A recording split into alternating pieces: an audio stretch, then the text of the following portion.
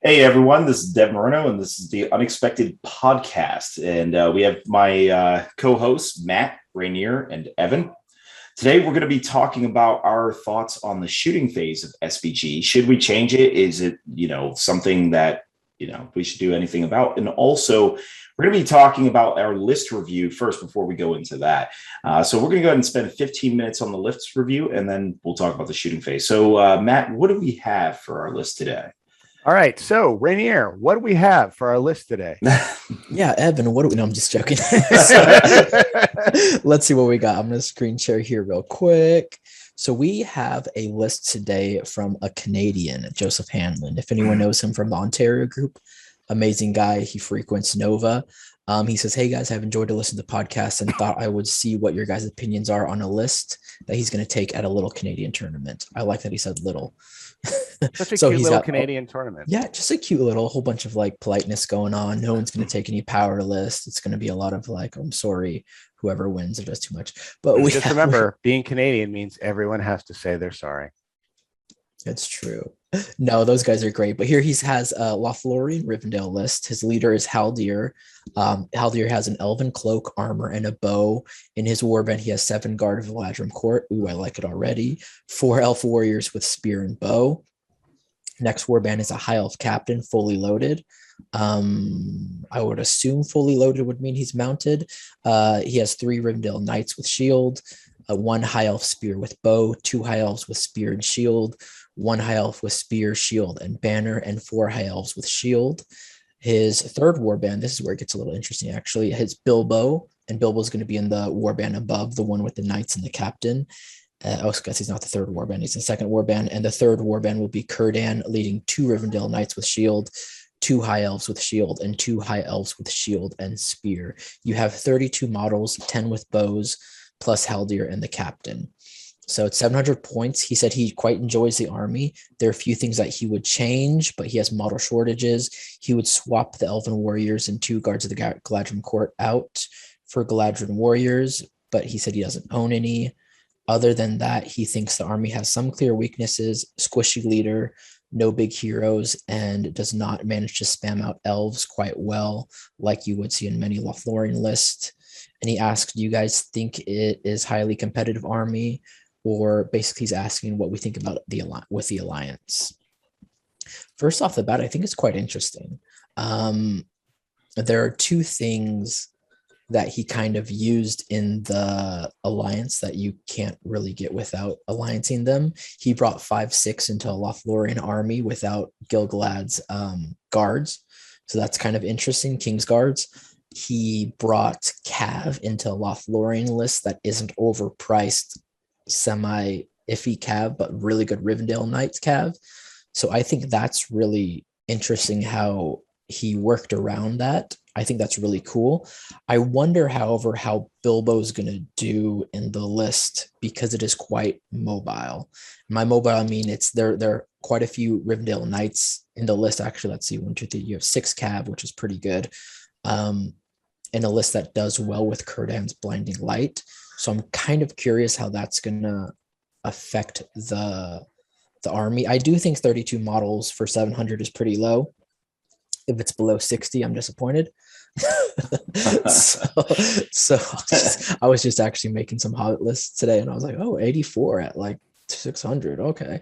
But yeah, I don't know. It's very unique. I think Joseph did a really good job again by plugging in what's powerful in each list, but taking it from the opposite list. The fight 6 with the Galadrim Court, like that's really low priced for fight 6, really amazing. The Cav, the Knights are great, but I do think, I want to hear what you guys think. I do think it might struggle with the whole mobile section, blinding light section, and having no real, I guess, heavy hitting heroes. Once the bubble comes to you with the blinding light, outside of the fight 6, it might struggle against mega heroes. What do you guys think? I don't necessarily think the mobility will be a huge problem. Generally, high elves will be shooting. They're going to be bringing people to them. And Bilbo doesn't usually have problems if that's the case. But on the other hand, I think I agree with you in that maybe Bilbo isn't the best choice for this type of list. Just because usually when you see Bilbo or a ring bearer or anything like that, you see Gollum and the Goblin King, you see Bard and Lake Town Bilbo. And usually Bilbo teams up with a powerful hero and able to effectively kill whatever he's fighting once he gets to fighting them. And I don't think that's going to happen in this list. And because Bilbo is going to be making those 33% ring rolls to be controlled, and because you're not going to be able to get as much out of the ring as quickly as you can, I think that could end up being a big problem with him.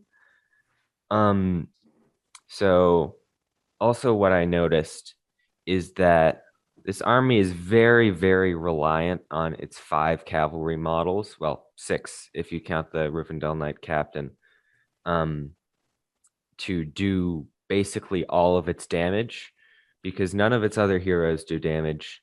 None of its troops really do any damage.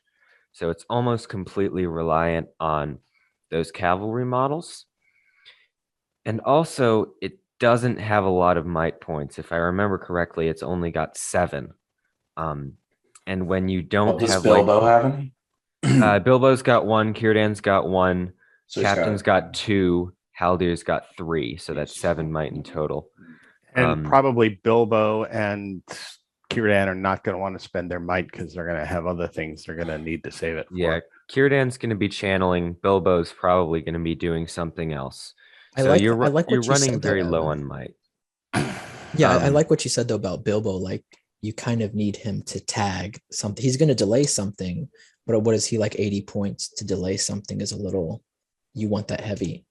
You say delay. What do you mean by delay? He's only like 40 points.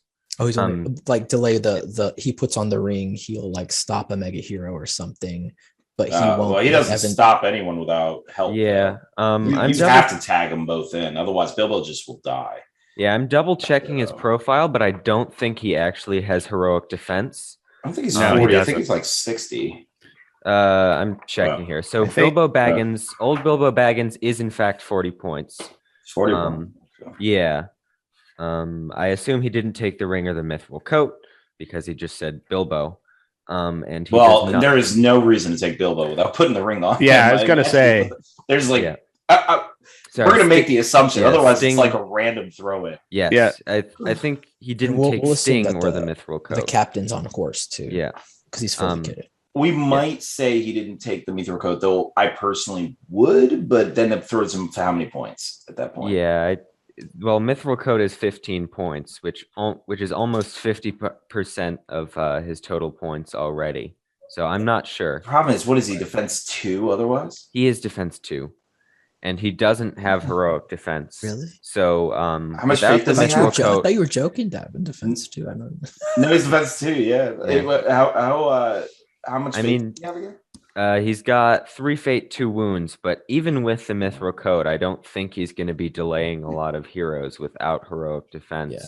No, he's not delaying anybody. Yeah, there's the shenanigan aspect to it. But even like, I feel like the only power killing that thing probably maybe a high elf warrior with a lance, or like hitting it, or the captain on a horse, like hitting and knocking something down and killing it, which also makes it kind of unique because Bilbo is going to be behind lines in a bubble, and your cav will probably hit the flanks. I'm curious about it because I have tinkered with Bilbo and lists, but typically it's high elves, Bilbo, and Aragorn. And Aragorn and Bilbo are those two, like what you said, Evan. You did that Goblin King Gollum combo. Yeah. So I think what everybody's thinking right now, at least in a way to change this list, is right now I'm trying to figure out how to fit Boromir, Fellowship Boromir in this list, because Fellowship is green with both Lothlorien and Rivendell, so he can slide in fairly nicely. And I think if I was going to do anything, I would drop the captain and Bilbo because they feel more like the weak links in this list, and then drop maybe a couple Rivendell Knights. Can somebody pop the list back up on the screen? Yeah, that would be nice. drop a couple of Rivendell Knights as well, and then take Boromir and Eristor, and then just move the High Elves from the Captain's Warband into Eristor's Warband.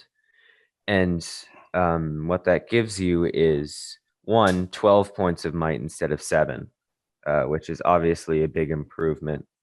It lowers your numbers by about 2 or 3, which I think is okay. And it gives you, instead of just your High Elf Captain being your hitty hero, it gives you Boromir, who hits harder than a High Elf Captain, and Eristor, who sort of acts as a second hero. And it also gives you far more access to Heroic Strike. So is the Fellowship green to both? Yes, it is. High Elves. Okay, so that would work. I'd almost consider, so it's very, in my opinion, just based on the way it's designed the list, clearly he's excited to use this Bilbo combo. I'd wonder if we could do exactly what Evan said, but keep Bilbo in the list as an alternative, because it just, he's such a random throw in that I feel like he was kind of like, how can I get Bilbo in this? Yeah, the problem is if you keep Bilbo in and you do that, you're going to have some serious numbers problems at that point. Yeah. But I mean, you could. It's kind of like, it's interesting because it's kind of built around like a castle aspect to where it's Círdan, Haldir, and the shooting happens. But I think 10, 11, 12, around 13 shots at 700 and 32 models with no like strong counter. It's going to be tough. Yeah, You know what I mean? he needs something with some punch in the list, and the question is where you get it. I mean, as an alternative, we could consider, I hate the idea of dropping models, but if he wants to not, so Evan's idea is not a redesign, but it does take away a lot of some of the idea here. So as an alternative, I like Evan's list, by the way. I think it's actually a better list than what we're looking at, unfortunately. But basically, the High Elf Captain, I'm kind of wondering if we accept that you're not going to march. There are a lot of lists without march. It's possible to make it work. And he's got enough cav where it almost doesn't matter. Like, I know he wouldn't send the cav without the army, but he's got the anti-shooting. He's bringing people to him with 10 bows, possibly at 700 points. So I'm thinking, could we try to upgrade the High Elf Captain to something a little more punchy? Or you upgrade Haldir to something more punchy. I mean, there's a couple different ways. Well, I wanted to keep the multiple strikes. What are your thoughts of Haldir's warband going for like? What do you mean the multiple strikes? Well, there's only one strike in the list. Well, yeah, that's what I'm saying. Haldir has strike. So if we take out the High Elf Captain and sacrifice the march, you can put in someone like, I don't know, I haven't done the points math, but like Glorfindel, let's just say. And therefore, you drop 2 models, maybe you're at 30 models, but now you have 2 hard-hitting heroes. What about Strider? What about Strider? Because Strider has March. You fix the might problem. Strider runs into the same problem that Fellowship Boromir does, just Fellowship on a Boromir is larger going to be scale. better. Yeah, Fellowship Boromir is going to be 100. Well, the problem is, in order to get Strider, you're going to have to drop a hero, which means you're not going to have enough warband slots to fit in. So you're going to need to find more points for a hero. So I think Boromir just does that better with the points. There are other ways you could do it. You could upgrade Haldir to Celeborn. That's one way to do it. You could replace Haldir with Galadriel, at which point you don't need Bilbo or Círdan because you have Blinding Light and you have a Transfix. So you could get rid of those guys and probably put in a Glorfindel at that point. Still doesn't get you 2 strikes, but it would get you at least a strike and a Transfix, a reliable Transfix. So that's another way to do it. I'm not sure that this has, with Bilbo in there, I'm not sure that this has the points to cram a Glorfindel into here. Yeah, I think then you end up getting too small. If you're taking Glorfindel, I think you're dropping Bilbo. I think that needs to happen. What if you just drop Bilbo for more models? Because I'm actually relooking at this list. Can you? Actually, you can fit more. The models Fight 7 Gladrim Court or Fight 6. Like I don't know. this actually, looking at it, this battle line is going to be quite frustrating to get through. And the majority of the elf, you have good defense 6 elf warriors where you need, and the knights will hit the flanks in combination with the fight 6 Gladrum Court. The problem with the knights, though, is that you don't have enough might in this list to keep the heroic moves going, which you will need with the knights. Well, and the other problem is one hurl and they're just all gone. Well, not if they're on 2 flanks. I don't think they're keeping them six together.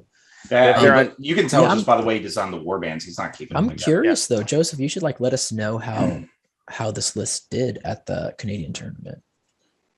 Yeah, maybe we're all wrong, but very, very curious about it. Yeah, I think we're all in agreement that this list needs some more punch somewhere. We're struggling to figure out. I mean, as is the problem with elf lists, we're struggling to figure out where the points to get the punch comes from. Because when you build an elf list, you have enough points for one gimmick and then models at 700 points. And the one gimmick that's in this list is Bilbo. And I don't think Bilbo, I mean, I played lists at this level with Bilbo. I don't think he gives enough, just because his 4-inch move and the fact that he's fragile means that he's hard to get into the right place, because people can say, oh, Bilbo's over there, I'm going to send my big heroes someplace else. And Bilbo struggles to kind of get where he needs to get, because he doesn't have the heroic combat shenanigans that Frodo does to get into the right place, and he's slow. So I don't know. I guess where we're coming out is we don't really know on this, other than you need some more punch. I think we've all kind of given different ideas about how that can happen, but requiring, figuring out how to make that go in is going to require some tinkering. And I think that's tinkering you're going to have to figure out based on which models you have access to. Yeah. So it's interesting. Like, those are our thoughts on it. Also, if anybody is in the Ontario area, I believe Joseph's part of the OSBGL League, Ontario Strategy Battle Gaming League. So hit him up, or anyone in the region. All of us, I think, have attended one of their events. So it's a pretty fun league. Really nice guys. So yeah, that's what we think.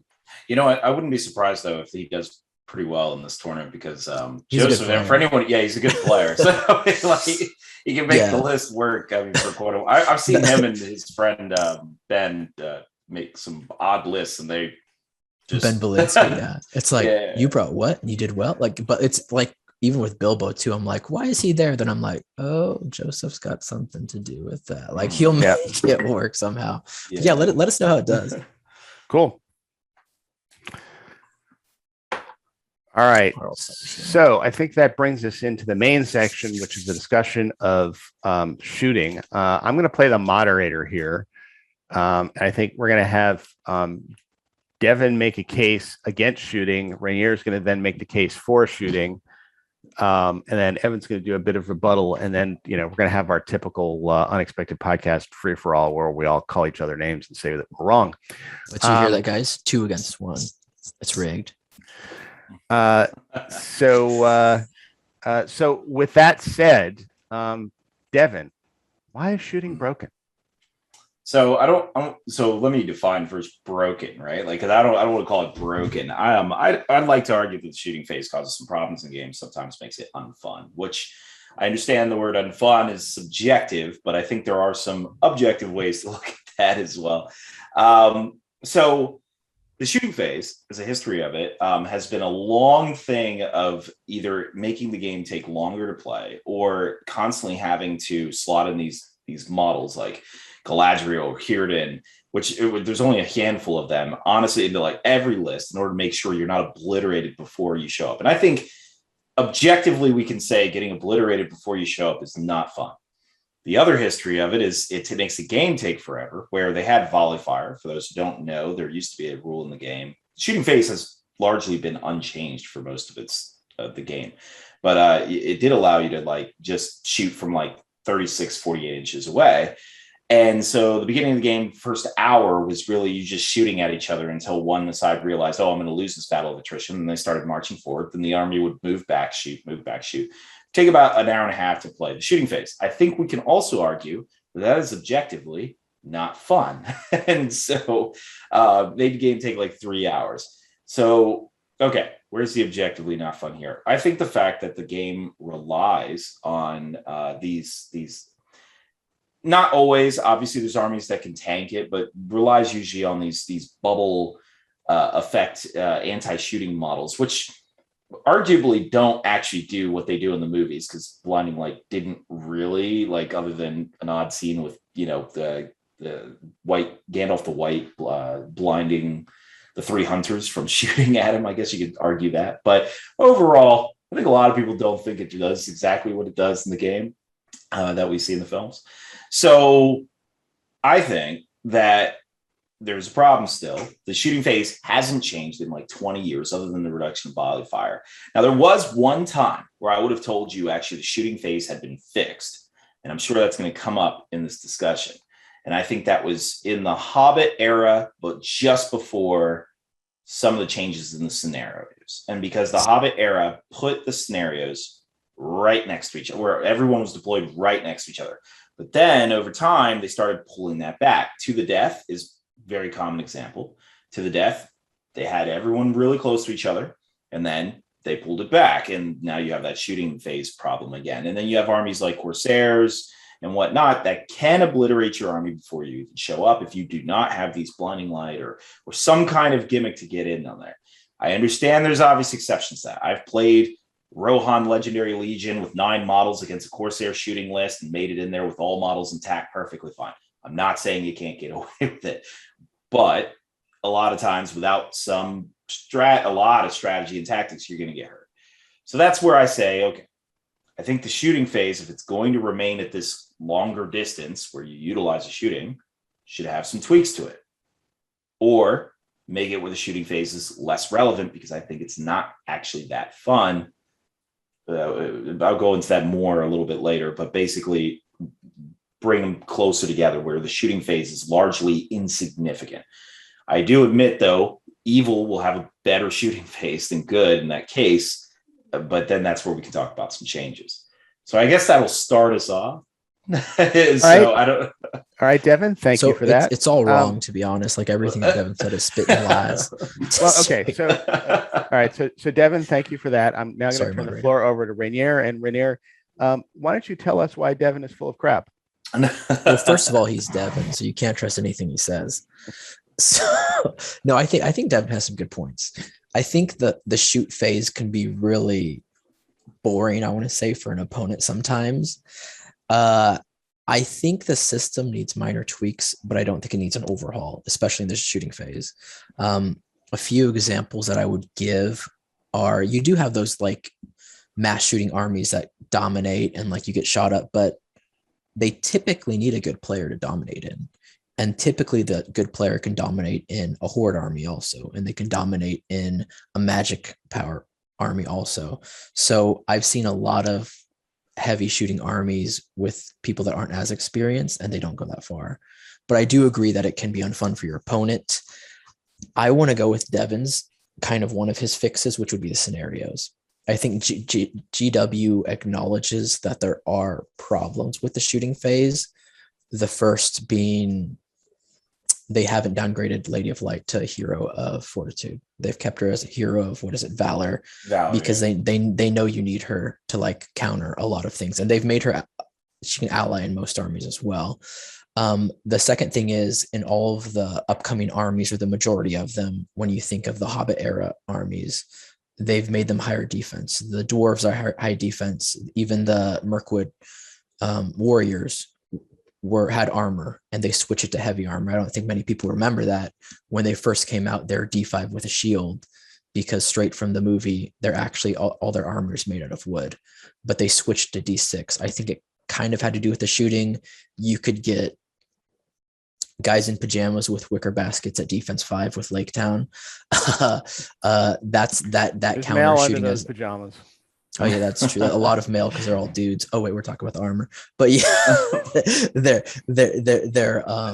there's things that you can change and stuff. So I think that GW has acknowledged it, even with the Rangers. I don't know why they decided to make the Rangers Legendary Legion, but even with that, they listened to people and they're like, we're gonna pull it back. You now have to have these certain people. What are the Sam and what's his Frodo and Gollum? So I do think there's a slight problem. I don't think it's destroying the game, though. I think. Well, not destroying. I definitely wouldn't argue destroying the game. Yeah. Otherwise, I got to put words in your mouth and make it sound like but just like broken, right? I personally would just change the scenarios. I know as a TO, when I pre-choose scenarios, I make sure many of them are right up in your face because, like Devin said, like they had a sweet spot where it's like, oh shoot. We know volley's overpowered. Let's take that away. We know shooting can still be overpowered by hordes. Let's take that away and make them start right up. And then now it's just, I don't know why, but that would be like a really easy fix. Just the scenarios, in my opinion, would fix it. That, and I think players need to counter the meta different ways. I've been tinkering a lot with just heavy army spams, or excuse me, heavy defense spams. Take a lot of Rangers of Gondor. That'll like counter some shooting. Take a whole bunch of Iron Hill dwarves with captains and what is the frisbee thing that shoots? It's so late here, and that'll counter. I think there are ways. I agree that there are little minor changes, but I would not change the shooting phase at all. I think you change things around it. All right, so I'll turn the floor over to Evan. So, Evan, why is Rainier simply ignorant? Well, there's many ways that he is. Yeah, there's definitely many ways that Rainier is ignorant, but if we're talking specifically about this shooting thing, actually, honestly, I think a lot of us are in agreement, at least about how we would want to change shooting. And I think going back to some of the earlier deployments of the Hobbit era, where you were deploying right up in each other's faces instead of 12 inches from the back of the board and running across just a bunch of machine guns shooting your army down. I think that would definitely be super helpful, and it would at least curb some of the damage that shooting can do to your army before you get there. My problem with shooting is sort of twofold. Part of it is like if you take some armies and you go up against a shooting army, you just kind of lose. If you're going, I don't know, maybe lower defense armies like Hunter Orcs or anything like that, you can just get absolutely shot to bits. And the other problem is sort of like the tax you pay on your army when you take a hero with blinding light or pall of darkness or anything like that, because you do pay points, and sometimes considerably, for those heroes. Because sometimes you take Galadriel, Lady of Light, and you show up with her, and your opponent, none of her spells will work on your opponent, and then you've paid 130 points, and you've gotten this 3 attack strength 4 hero on foot, who sometimes just can't do enough to make her points. And what this ends up causing, and Círdan to some extent as well, where sometimes you just play against an army where Círdan does absolutely nothing.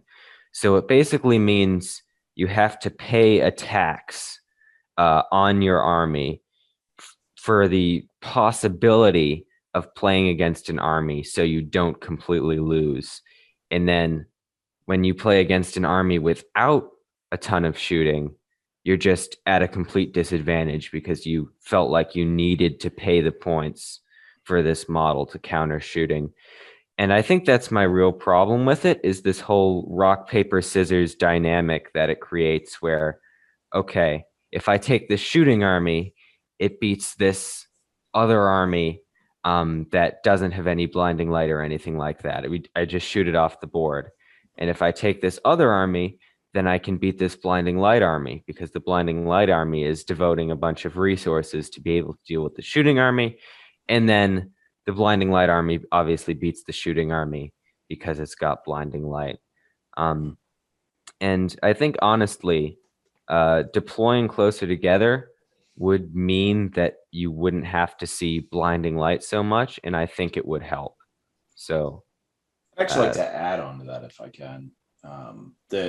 Something actually that hit me with the models. I think the shooting phase alone, and the fact that you have to take these models, keeps making massive sweeps, changing to the game that were totally unnecessary. So, like, I think the most latest one is the Hero of Valor change, which I think a lot of people understood to be a counter to bringing Kieran all the time, because people are trying to bring these same 3 heroes. So Galadriel's making all these lists, Kieran's making these lists. So then they reduce Kieran to a minor hero. Of course, we can all justify it and say, well, he's only minor in Rivendell, but we don't have a Greyhaven's list, so hence he shouldn't probably be minor. We can name a lot of other examples of that, but now he is. That way you can't keep allying him in. And then the alliance changes is a response to a lot of stuff like that. There are some other shenanigans, such as like the Shade and such, but it does keep bringing in these sweeping changes because people are so desperate to get these 3 heroes all the time. And it also, they clearly want you to play these thematic armies, right? Like armies you would see in the books, the movies, with very little variation to that. Well, Galadriel's all over Middle Earth, according to this game. So it keeps creating that effect. So that's just one thing, is that it is actually creating negative consequences. The fact that you constantly need these characters when you really could just change the shooting phase. And, that now suddenly people aren't trying to grab them all the time. So it's just okay. So let me have now. It's my turn to speak. From what I'm hearing here, and kind of from what I know from playing the game and from what I'm seeing, I think there are a few things that I think are almost indisputably clear. And Rainier, you can then dispute these later. But the first is that it is indisputably clear that models that shoot are undercosted. And the reason that's indisputably clear is because there's a cap on them. You can take only 1/3, with a couple of exceptions of gimmick armies. You can take only 1/3 of your army with the ability to shoot. And if shooting was properly costed, you would not need that cap, because the points would take care of that problem. That seems clear. It also seems clear, for the reasons Devin and Evan pointed out, that the counters to shooting are almost essential figures if you want to counter shooting. And the reason you see that is because you see Galadriel, Lady of Light, all the time, and they had to cap Círdan to keep him from being brought in. The blinding like stuff is having to be rationed so that not everybody takes them. Which, by the way, is my argument for why Lady of Light is not in Lothlorien. Just throwing that out there. Yeah, could be. But I think Evan's point is valid, that we're in kind of, with the exception of scenarios that start you up crammed together, and I'll talk about those in a second. We're in a meta where you have a rock, paper, scissors world, where there's 3 types of armies. There's armies that have tremendous amounts of shooting. There are armies that have a counter to shooting. And then there are armies that say, I am going to spend all my points on things that don't shoot and aren't counters to shooting. And the shooting armies beat those ones that have no counters to shooting. The armies with a counter to shooting beat the shooting armies. And then armies that just spend all their points on stuff that neither shoots nor counter shooting beat the ones that have counters to shooting, because they just have more points that are devoted to stuff. And that, in at least certain scenarios, you do create a world where if somebody has kind of created the list that is the rock to your scissors, you're going to lose. And that outcome isn't really fun for anyone. And it does seem like there ought to be some kind of middle ground. And what I'm hearing people saying is the way to kind of create this middle ground is to change the scenarios, which crams everybody back together. The problem I had with this was the problem that I had in the Hobbit rules, which was it then became very hard to get much out of shooting at all, which I think took a tactical aspect away from the game. I think that was an overcorrection. So, all right. So anyway, that's kind of those are my thoughts. So, why don't we open the floor up? And I know Rainier's desperately raising his hand here. Guys, we sound too nice. We're like, well, we all agree on this. Okay, here's the debate. No, let's get into the No, I do agree with you though, actually, Matt. In the sense that I don't want it to be overhauled or like too much of of like a thing, because I think shooting is fun in the game, and that's even for mobile forces. That's for forces that don't castle. Of course, you're gonna have that person that castles, but I still think just the fix is to tweak the scenarios. And I hear a lot about certain taxes, the blinding light tax with like Lady of Light, she's 130 points. You hear the Shadow Lord tax, 130 points on horse. So let's say the 130 points. I don't know, like for my group out of Philadelphia, we played a ton of different styles, and to really counter it, we just didn't play the tax. I mean, used to have what we called the mega hero tax when the new system came out, or the old system. You'd have 170, 160 point hero who just get transfixed. Just don't bring that hero. Don't pay that tax because he's going to get transfixed. I think the same thing goes for Blinding Light. 130 points gets you 16 Morannons with shield. That's 16 guys with defense 6. You could apply that to late Gladriel as well. I mean, in my opinion, I just say just stop playing the game. Stop playing into it. In America, again, you saw a lot of Agmar lists pop in our meta. They're knocking out every single hero, paralyze here, there.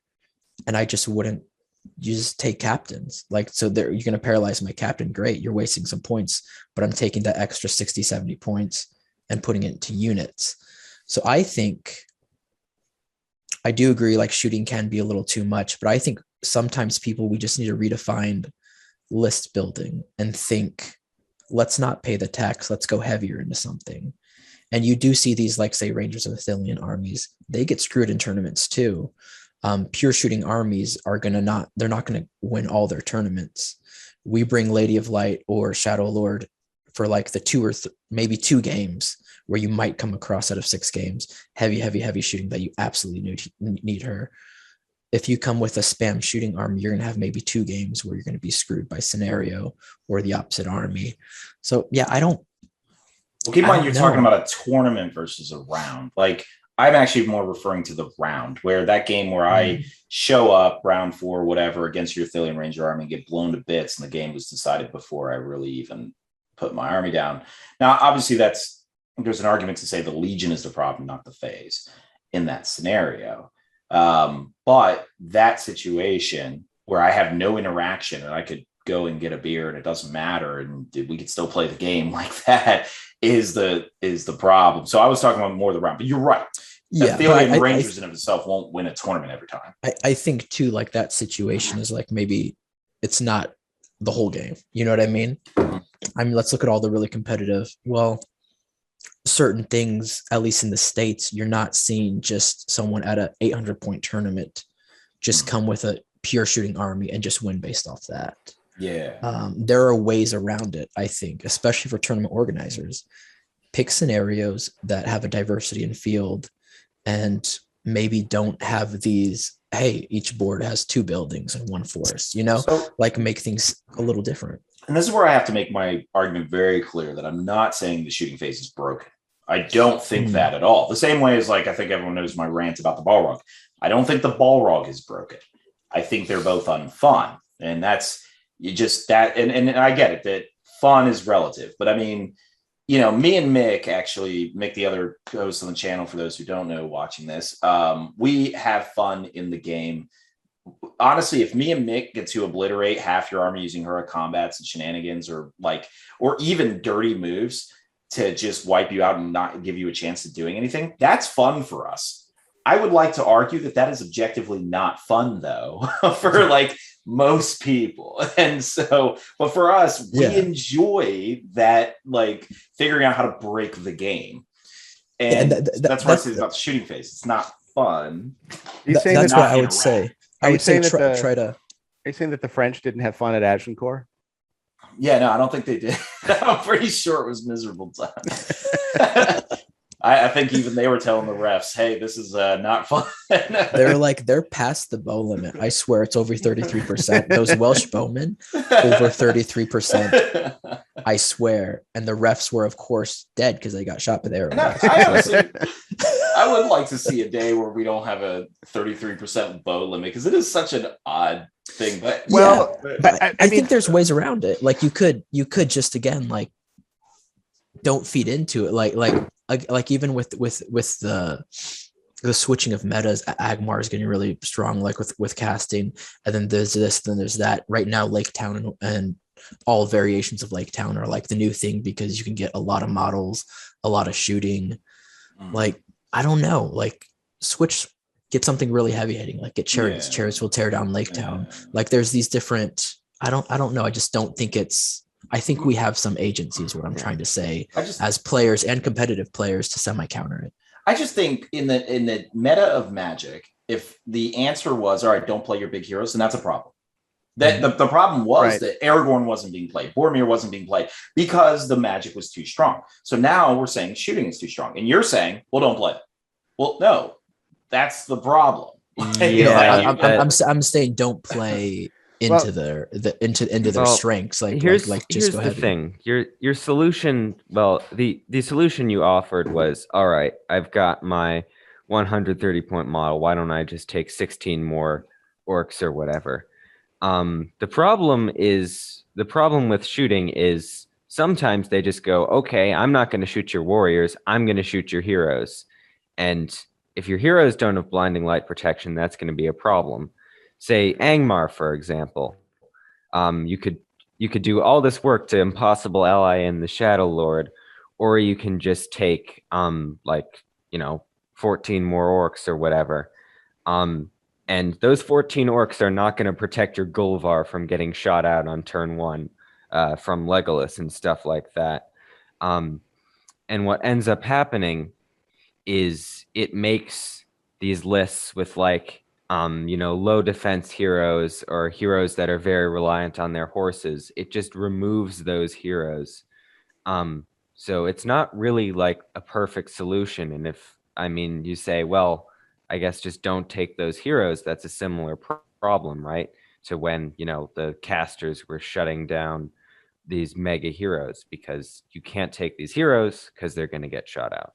This is a caveat, because I'm sure someone will say it in the comments, is Gullivar's taken all the time, and he gets in the comments just fine. Keep in mind, Gullivar's in a list that can move opponents so that he can hide in combats, and he's also very fast and mobile and can ignore terrain moving around.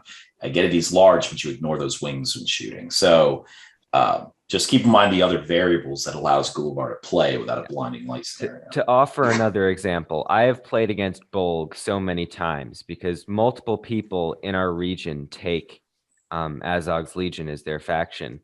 And I don't think I've seen a single time where Bolg gets into combat with his warg intact, because every time he takes his warg, he always gets shot out.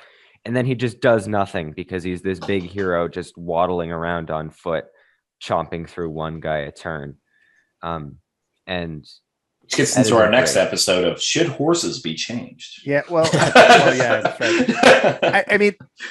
I hear you, Rainier. There are ways to counter shooting, and I think you're right. Getting a lot of high defense warriors and spending all your points on that is a way to counter shooting. But what you're doing is you're saying, all right, I've got this other example of a counter shooting paradigm that you can use. But I think the point I guess I would like to make is we shouldn't have to fall into one of these counter shooting paradigms. The fact that we're all talking about ways to build armies to counter shooting means that shooting's a problem. And I mean, Rangers of Ithilien, when you think about it, right? Rangers of Ithilien is a list, or was until they adopted the Frodo Sam Goblin change, was a list where they took all the breaks off of shooting and said, this is the legendary legion where you can buy as much shooting as you can afford the points for it. And oh my God. And that's it. The Rangers of Ithilien is kind of the example of how we know that shooting is undercosted, because if you kind of took all of those artificial limits that they've placed on shooting off, that's what you'd end up with. And I mean, imagine an evil list where you could take everyone with a bow. And that's a problem. I mean, I think what I would like to see, if the world were up to me, is I would like to see a situation where all of shooting got toned down, and then all of the counters to shooting got toned down, so that to be, I think if shooting gets toned down, I think that by definition tones down the counters. So I don't know if that's necessarily. Yeah, I but think I if mean, you tone down shooting, though, it's gonna stop. What's gonna counter Agmar, though? Like, there's nothing that's gonna threaten all the casting, and then Gullivar going ham on stuff. You know what I mean? Like, I feel like everything, which makes SBG kind of interesting, because everything is unique. Each list is semi-unique in the sense that it's heavy, it'll hit something hard, but something's gonna hit it hard also. So like I'm kind of, I mean, I don't know. there are ways Tim's also, yeah. There are ways to beat Angmar without shooting. And I mean, I don't think. Well, keep in mind the shooting phase in itself creates the range that Magic needs to wear down enemy heroes before Gullivar pounces in. So I kind of wonder if a scenario tweak would allow it where now, because you're so close, now the Witch King has so many different targets. These Bearways have so many different targets hitting them all at once without that extra range to wear them down a bit. It's just a thought. But and the other thing is, I don't think you need to tone down shooting so much that it isn't still a threat. I mean, I'm not advocating that we turn shooting off. But I mean, one simple way to do it, right, would be to make stuff with bows more expensive.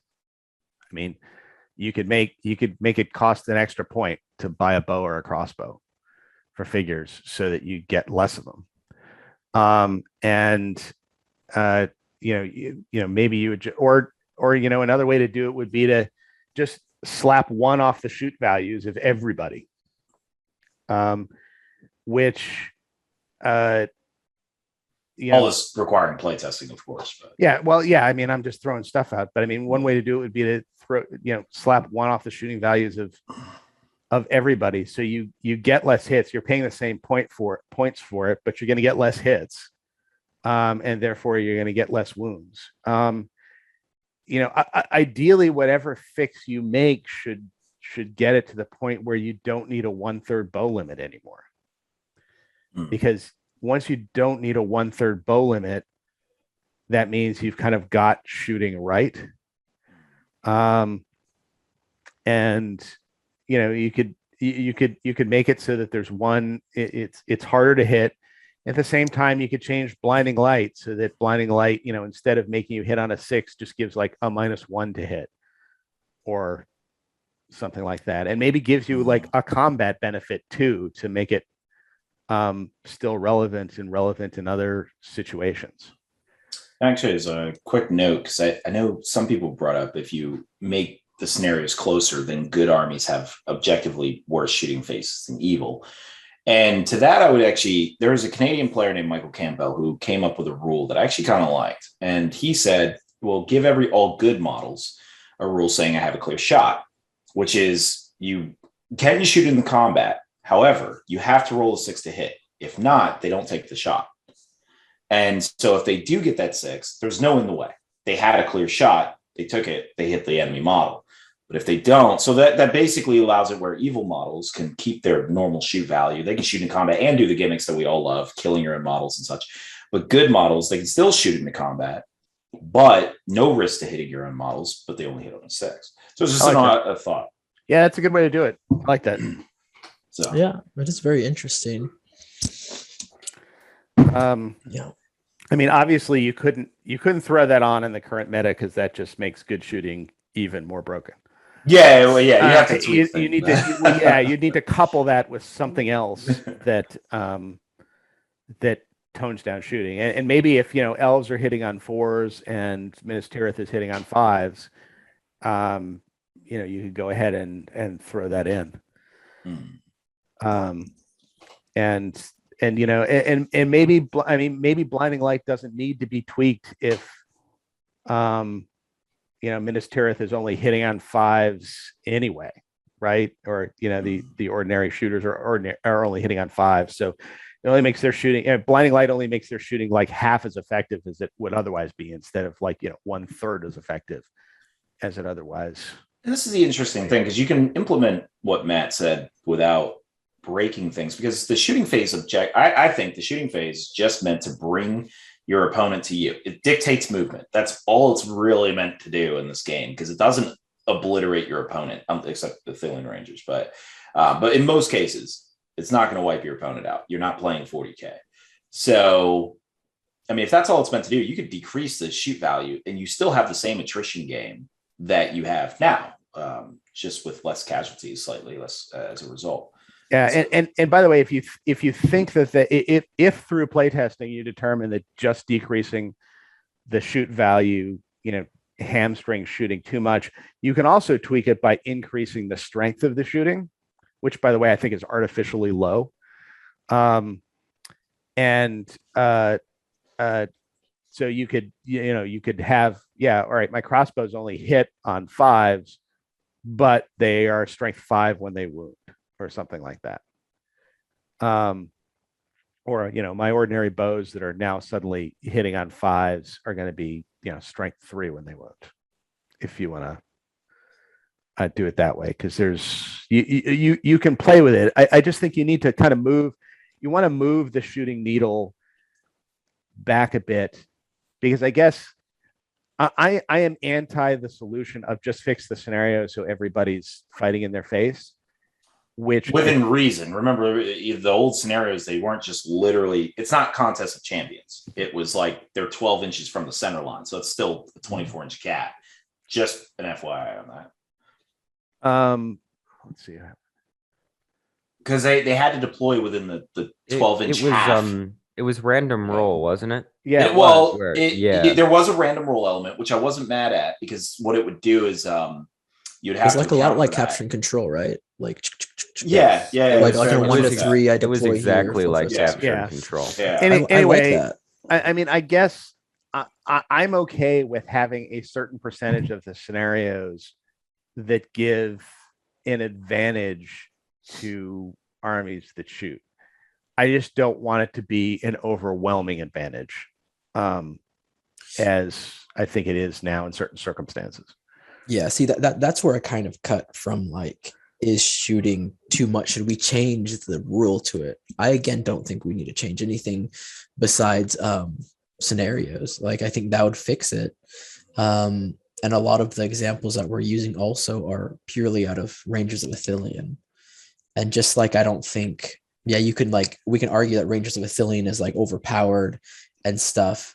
I don't know. I wouldn't dictate everything. I don't think people are bringing Blinding Light just because Rangers of Ithilien. That trend existed long before they existed. So I think we're talking about an extreme scenario, but I think you bring when we talk about lists on our list reviews, I mean, we are often talking about the going against Corsairs. I think it's a great example there. Corsairs and the Serpent Horde list is the other one. Assault on Helm's Deep, is it? The one with the siege bows and stuff like that. Yeah. That one especially you need blinding light for, because those siege bows are going to crack through your defense no matter what it is.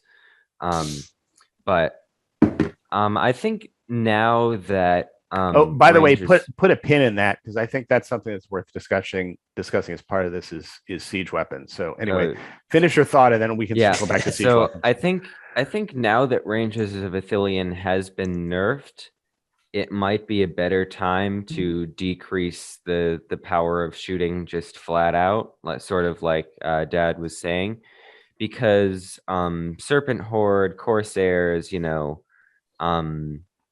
other stuff like that, like elves, that sort of thing, they don't need to kill stuff with shooting or to kill a ton of stuff with shooting to be able to win games, because those lists are very good in combat.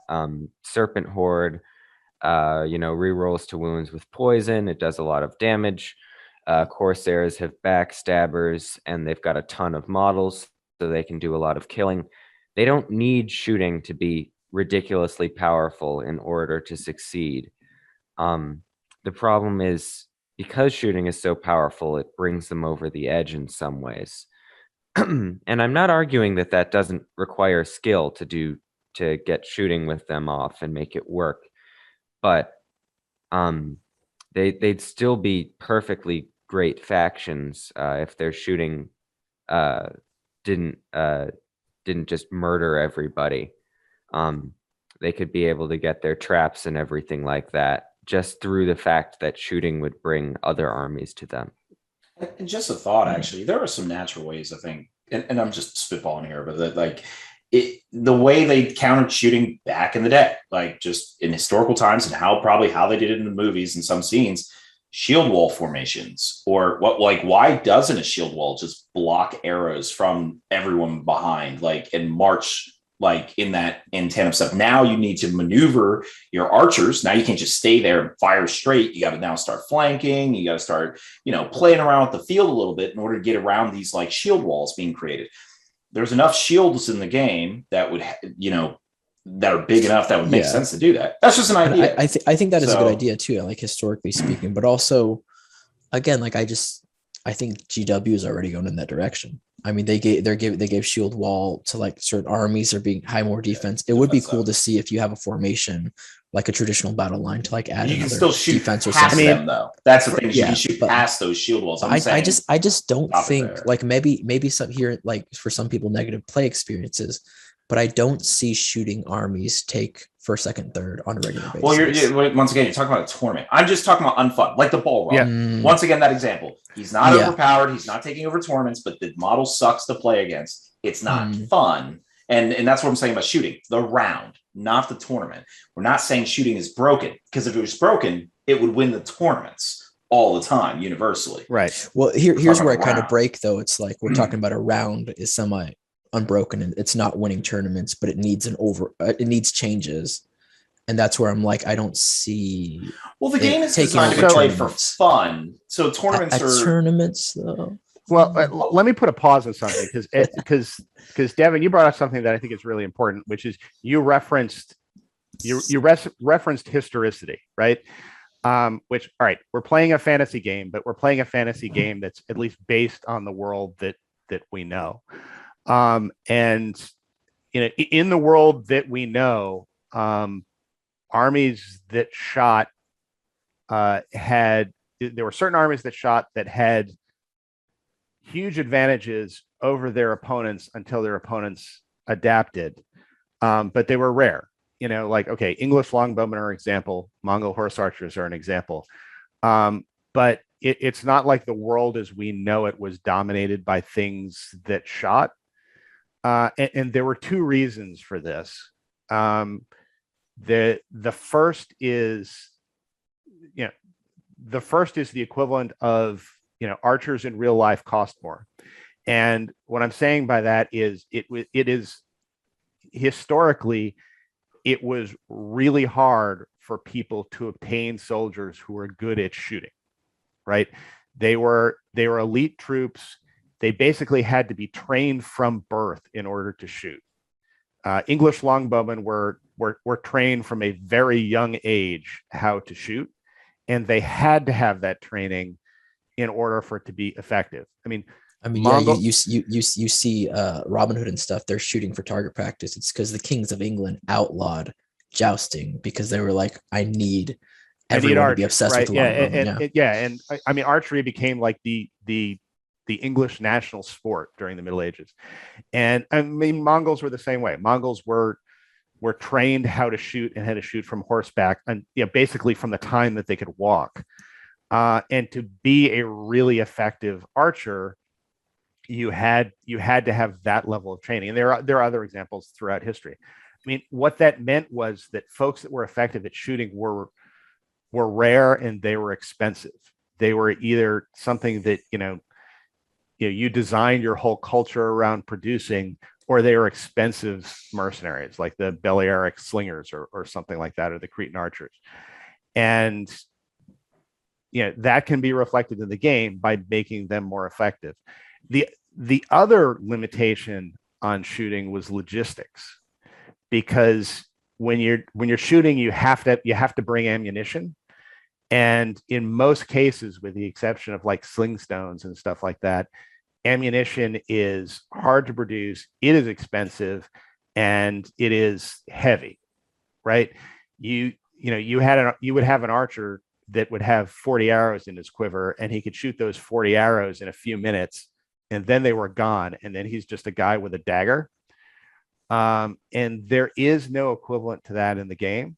I'm not saying there should be, because ammunition requires bookkeeping, which I think is a pain in the neck. I guess the way they justify that sort of ammunition thing is the 1/3 bow limit. Like, oh, they only brought this much ammunition, so only 1/3 of people can use it. But well, no, that's not the problem, though. The problem isn't the number of people who have the arrows. The problem is the number of arrows that those people can carry. Because kind of once they shoot through what they can carry, they got to, all right, who's got another quiver of arrows for me to use? And they got to run back and grab something. I like what you're saying though, Matt. Like, historically speaking, with like, I wonder if it would be interesting to see maybe 4 to 6 shots per like a warrior in the game. But I always thought it was confusing seeing, let's say, for example, an Uruk-hai or Gondor warrior equipped with a bow, when historically speaking, the archers were horrible in combat. And we look at like throughout, like even like games and stuff, like the archers are going to suck in combat though. But I don't. Yeah, I don't they know had like a little. You have historically the cavalry would come around and like flank them, and it'd take them out. I mean, historically, this is a yes and a no. Them being horrible in combat usually was because they weren't armored. And that doesn't mean that they were horrible. I mean, British longbowmen, English longbowmen were actually fairly good in combat. If they weren't going to get run over by slaughter. If they weren't going to get run over by heavy cavalry in an open field. But what about this? What about this? Having your archer go down one fight. Well, so I don't know that. I think the points kind of resolve it, because I don't know that you would want archers in general to go down one fight, because you run into weird situations like lurts or whatever. And then you could say, okay, heroes don't have that rule. But then there are a lot of models like Corsairs. I don't think the Corsair would be any worse necessarily in a fight than their counterparts. What about spitballing if you shoot and fight in the comp? Well, no, that's not. And also, so if you shoot the next round, you're like -1 fight or something. I don't know. So the bookkeeping aspect, that has been tried in the game before. Rainier, I know this is a time before you, but it actually was done where you mark. Before I was born, I was a wee baby. How old are you, Dad? Yeah, way before, probably before your mom. No, I was kidding. No, I can't imagine that would work. No, they did do it. It sucked. That's why they changed it. It was bad. But basically, they did it with throwing spears. Because how many throwing spears could you bring to a battle? Right. So I do remember that, actually. Yeah, you'd have to mark them with a penny, and then they just took that rule away because it was just it was a pain in the neck. I mean, the one way you can at least simulate ammunition limitations is to do something that kind of simulates a lower rate of fire, which I think the simplest way to do in this particular situation is just to lower the shooting value. I think that is effectively the way you deal with ammunition in this is you lower the shooting value. And what you're saying in that circumstance is either these guys are using a lower rate of fire than they ordinarily could, or they're not going to take they're basically not going to take shots unless they're sure that there's a good shot, or some of the times that these guys are quote missing unquote is because they're running low on ammunition and they're trying to find more. I think that's how you solve it without like you said, impossible amounts of bookkeeping. Which, the reason I brought up the ammunition limitation was not to advocate for having us keep track of shots in the game, because I don't think that would work. It's just it's a way of pointing out that this is a limitation that existed in real life that does not exist in the game, and perhaps we should come up with a way to account for it. Yeah, I mean, we're spitballing all types of ideas. Yeah, exactly. Yeah, it's like I think too. Like, it's interesting. I'm curious what our viewers would think too, what their ideas on it. But just my argument is, I don't want to see it kneecapped like the Knight of Umbar, if that makes sense. And it is a huge. It's 33%. We say 33. It's 33% of the game, in a sense that you have the move phase, shoot phase, fight phase. Yeah. It is a significant part of how the systems run, how whole factions are run. And I would say it's not messing up events, unless you think of Rangers of Thillion. It's when it comes to like competitive play, it's messing up. The Legion sucks. So. Yeah, exactly. It's messing up the enjoyment of the game for many, not for everybody, but for many. But again, I think you work around it to fix it, in the sense all you need to do is fix the scenarios. And I think the scenarios will fix it. And then I would continue to give more defense to guys like Easterlings is going to come out. Give them shield wall. Like, for the love of God, like, give them shield wall. As these new factions are coming out, just continue to make them higher defense. Continue to give them cool rules, like Baldo, I think his name is, from the Hobbits, where you can like deploy him in a random thing. Woods. Give like more things like don't Goblin put the ambush Mercs rule in the game. Like, the ambush rule is really good. Yeah. Or and like actually, it'd be cool to have, if you have like one hero of legend in your list, you at least get an ambush with like one warband on a table edge or something. Like, it's cool. Like, it's even in the movies. I feel like that would be a great thing to give to like generic captains, right? Because generic captains don't really do much, but generic they're fight not five like captains, Evan. I know you love those, but it doesn't have to be fight five. But sort of that like scouting force or whatever, where you don't have your big Aragorn leading it or anything like that. But if you have a generic captain, maybe their warband can like ambush or something like that. And here's the thing I'll say about that, because this has actually all been done before. Everything you guys are mentioning. So the shooting reduction in power, that's been done before. War of the Ring. It was done where, yes, you had larger armies so you could handle the hits, but you also had a larger number of bows. And actually, I don't think in that game they had a 33% limit. I could be wrong. I probably am. But when they shot, they wouldn't obliterate necessarily the opposing army unless they had a gimmick like the legless machine gun. But that was obviously unintended. Yeah, that was obviously unintended. So, but other than that, though, the shooting, it was depowered. It worked fine. It brought the enemy to you. Some guys would die, no big deal. Okay, fine. But you didn't need blinding light. In fact, it kind of sucked in that game. And then, what Evan just mentioned. What was it, Evan, you just mentioned? Captains. The ambush. So that ambush mechanic was used in prevalence in War of the Ring, and it had the effect. Like, imagine that Athelian Rangers had to ambush maybe a third of their stuff. It's still true to what they do. Kind of cool, puts in a cool gimmick, but then it also removes a third of their bows out of the army. Like, when you're marching up, a third of their army is just gone, or however much. So the problem with allowing auto ambushes in these rules is, again, scenario driven.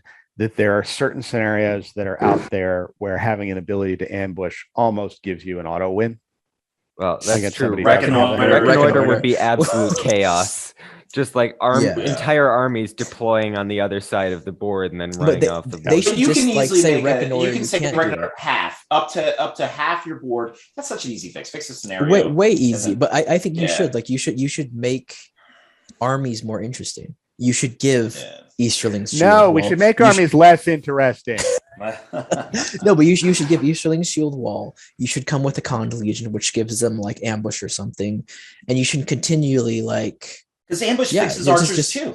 in the opposite respect, you deploy your ambushers close to the enemy archers. Like if I was fighting a Blackroot Vale like group, cool. Deploy a suicide squad right next to them. Just hop them out, and my army now marches out. Like these changes in shooting phase have been done before and have been proven to already work in War of the Ring. War of the Ring was broken for a whole bunch of other reasons. But it got that right. One thing right. War of the Ring was different in that it was played more like a conventional historical war game where you didn't have these kind of geographic. I mean, one thing about scenarios they've created a bunch of scenarios that are kind of fun to play, but they're gimmick scenarios. The things like, kind of reconnoiter and some of these objective based games don't really have, kind of any basis in any type of tactical reality. Like the capture the flag scenario, for example, is clear. I mean, the retrieval is clear. I mean, it's clearly capture the flag. And somebody said, would it be fun if we could play capture the flag with Middle Earth strategy battle game figures? And they did that, but it has no historicity to it. War of the Ring, if I'm remembering correctly, had more historicity to it, and it had more. We are fighting a big battle, and you win the game the way you would normally win a big battle, by destroying the enemy's army. I don't think they had scenarios like, I can't remember. I don't think they did either. I think that would be interesting. One last thing, because this shows up in historical war games. There you often see a flank march rule, where basically you can take a portion of your army and you can commit it to a flank march, and it will show up on like a side of the board edge. But there's a risk to it because there's usually some mechanic built in where you're not sure exactly when it's going to show up, and then there's a chance that certain people will straggle, so you may get less people. But what this mechanic allows people to do is counter I have a whole bunch of I've got the English at Agincourt, and I'm going to sit in my corner of the board. I'm going to create a castle, and I'm going to wait for you to come at me, and then I'm going to shoot you to pieces. And what the flank march allows you to do is say, all right, I'm going to take a third of my army, and it's going to show up right next to you, right behind you, and now you're in a pickle if you adopt that strategy. So I think that solution works, but it works in a circumstance where the scenarios that you're playing are more kind of typical battle based, as opposed to, I'm going to have my flank march come on right next to the objective that I picked in Fog of War. I'm going to take it and I'm going to win the game. Haha. That's kind of the problem with that, with adapting that into strategy battle game, is there's so much geography based victory points. Yeah, I think that's an interesting take, because in like SBG was originally a skirmish game, and I think it's kind of transformed into like a full pitched battle. But I would just change reconnoiter. You can deploy like half of the board. You can't just like deploy and jump off with like 13 easy goblins. Fix. Yep. Easy fix there, and then give more armies the ability to ambush. Give Maher can't heroic strike, but like Maher's like an ambusher. Give his warband the ambush rule. Dude, give like these Mirkwood Rangers like one, or like, say if you bring it ambush rule, these different abilities that would just again make the game interesting. I know we went over a while ago, maybe a year ago, on what we would change with Magic, and I still remember to the day mine was wizards are more like advisors, like generals to like armies and stuff. Gandalf didn't go in and like sweep like a legion. In the books, he advised Denethor, he advised Theoden. And I think that would be cool on the battlefield. If you have certain heroes, a warband can come, like I said, ambush. A warband can start in a different place. And it would mess with people, because one of the coolest scenarios, in my opinion, is Fog of War. That messes with people. No one knows what's going on, and you're continue like countering and stuff. Some of the funnest games too are when you have in the deployment phase, when you're deploying and you're like, what's he going to do, or what's she going to do, or what, and you're like playing with that. I think you can incorporate that more into the game, and it would fix things and cause it to be more interesting. I do think you're right, Matt, about the geography thing. Yeah. Well, anyway, what I was just going to say is my screen is about to go blank because I need to go out and bash people with swords. So have fun with the rest of the discussion. It's probably worth discussing siege weapons before you disappear. Oh, okay. I was about to ask if we wanted to just wrap it up here, but or we could wrap it up here and save siege weapons for another time. why siege weapons should change. Well, actually, I kind of like the changes they made, but I guess I'll be on the Rainier side next time. Yeah, well, I mean, I like some of them. I dislike some others. All right, we'll save that. We'll save that for another time. Yeah, we'll break these up into multiple segments, and we'll go ahead and wrap this up here. But let us know your thoughts in the comment section below. If disagree with us. Yeah, disagree with Rainier. Disagree with Rainier. Yeah, guys, I'm gonna make into a 3v1. I'm gonna make shirts, and they're gonna on the back it's gonna say "Unexpected Podcast." On the front, it's gonna say "Don't Night of Umbar my shooting." Fair enough. And I'll just have him like with tears. Like, guys, don't do it. Don't kneecap me. All right, take care, everybody. Bye bye.